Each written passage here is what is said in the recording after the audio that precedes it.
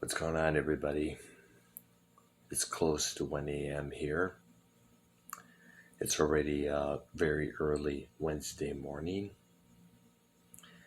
And I figured I'd come on here and show appreciation and much respect and a homage to a well respected Canadian industrial group that I've been a fan of for years.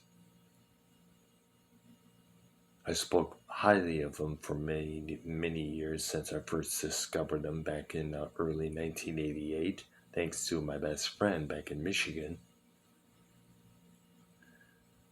Me and Joe Cronin have been big fans of them as well, including his wife Leah. Shout out to those two. I'm speaking, of course, of Skinny Puppy, considered one of the pioneers of industrial music. They have announced today that their upcoming 2023 tour will be their final tour whatsoever. And this is saddening for puppy heads like myself because, this course obviously means there'll be no more puppy records or puppy tours. Now, unless they decide to keep doing records and remain a studio group only. I know Steely Dan did that for many years until they decided to reunite and start touring again.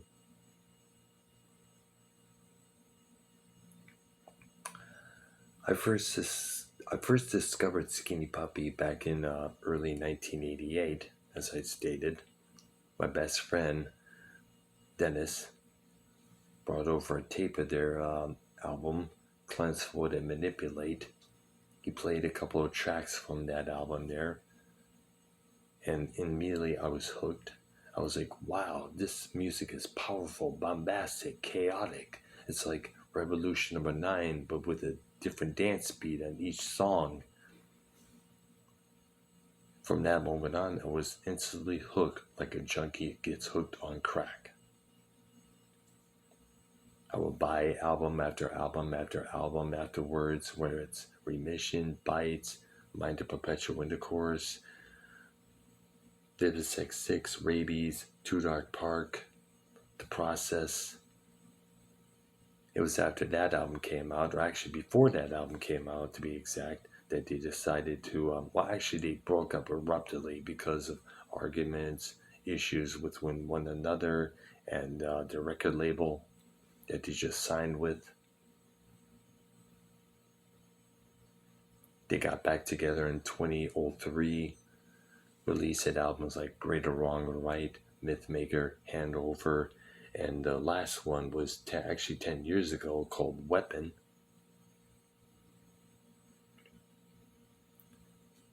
I saw them every time they played Detroit. The last time I saw them was in 2015 when they played the Warehouse Live in Houston. And every time they would show up, one of the first people I go say hi to was their frontman, Nevek Ogre. I first met him when he was a participant on the Ministry Rollerball Tour in 1990 when they played the Latin Quarter that year.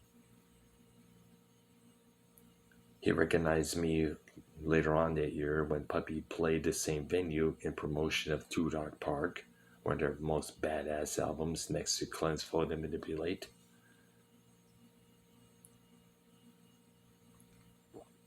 In fact, Puppy remains one of the most bands that I've seen multiple times, to be exact. The last time being 2015, as I stated, he recognized me from those Detroit years. He asked how I was doing, how things are happening and stuff. I told him what was going on in my life at that period there, why I had left Detroit. It was good to see me. It was good to see him. Got a couple of pictures from him.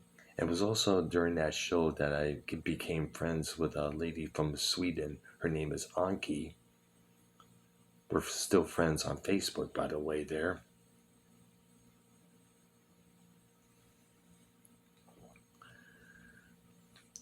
Puppy, as you know, has been a long controversial group. One of their songs, Rodin, was used in the trailer for a movie called Glengarry Glen Ross. I forgot who started that movie, but I remember hearing the opening chords to Rodin being played throughout the whole trailer. They had a controversial breakup in 1995.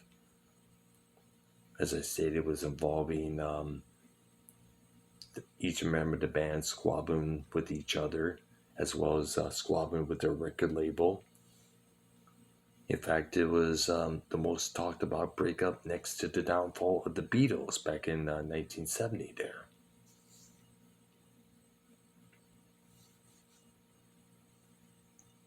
The topics of their songs have been very serious. They've ranged from drug addiction, animal testing, war, politics, New World Order, as well as one song about rape. They tackle a lot of serious issues throughout their music there, war included, hence the song Killing Game from Last Rites. I mean, when you think about it, this group really pushed a lot of envelopes in their day there, especially in their stage productions. I know in the Two Dog Park tour in 1990, they showed uncensored footage of Bud Dwyer committing suicide at that press conference years before. In fact, there was reports that people were actually vomiting during the shows because of the gore movies that were playing on the little TV screen and in the big back screen.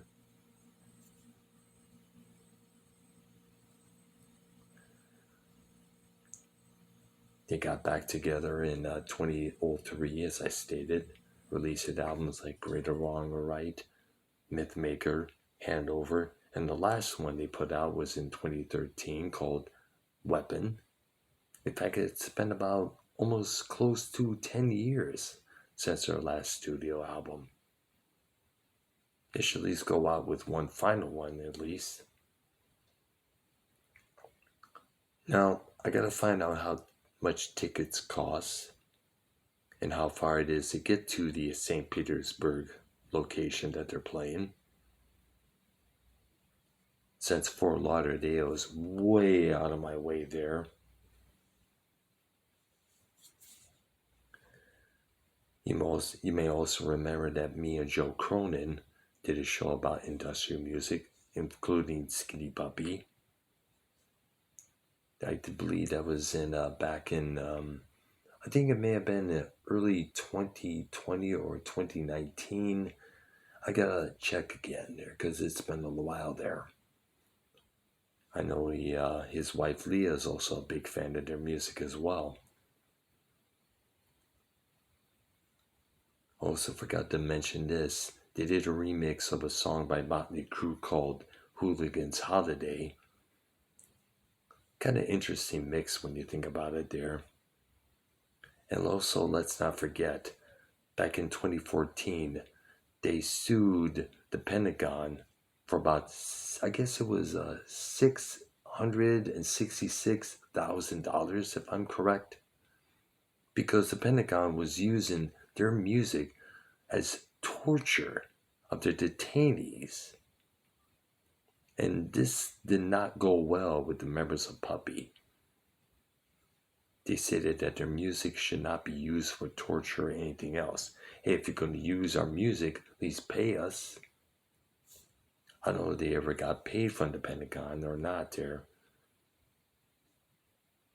But it definitely gave them a few more notches in their ticket sales.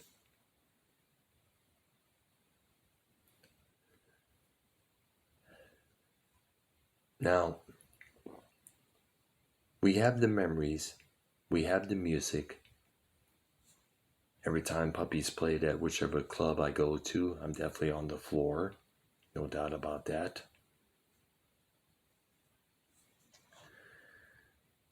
I know Kevin Key has a few projects that he does on the side there, like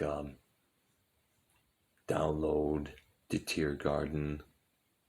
He had one with one of their late members called Doubting Thomas. They had one album called The Infidel, which I highly recommend. Nevak Ogre, who also not only sang, wrote the lyrics, but also did the stage design as well for their shows. He can go on. He has a project of his own called Ogre, and he's appeared in many horror movies, including Scream Park. He had a stint in the MTV action drama Teen Wolf. And probably one of his biggest roles was in Repo the Genetic Opera, which I guess came out in a what year was it? I think it was in 2013, 2012. I forgot what year it was. And I believe that same movie featured Paris Hilton. It's kind of funny during the press conference for that movie there, Paris Hilton says now she gets into industrial music. Yeah, right. If you knew the real industrial music that we listen to, you'd be running for fucking cover. Just wait till you hear Brighter Death Now, bitch. Let's see how you last during that.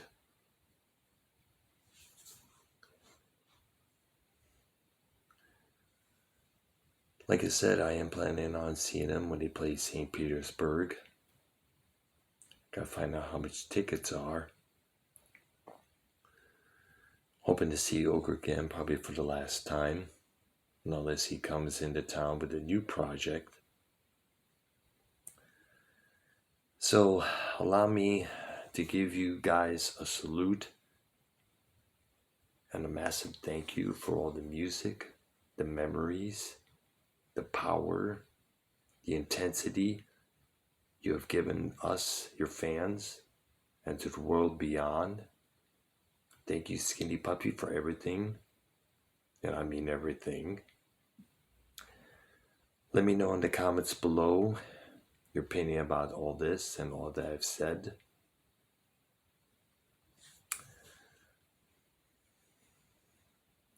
Subscribe to my channel.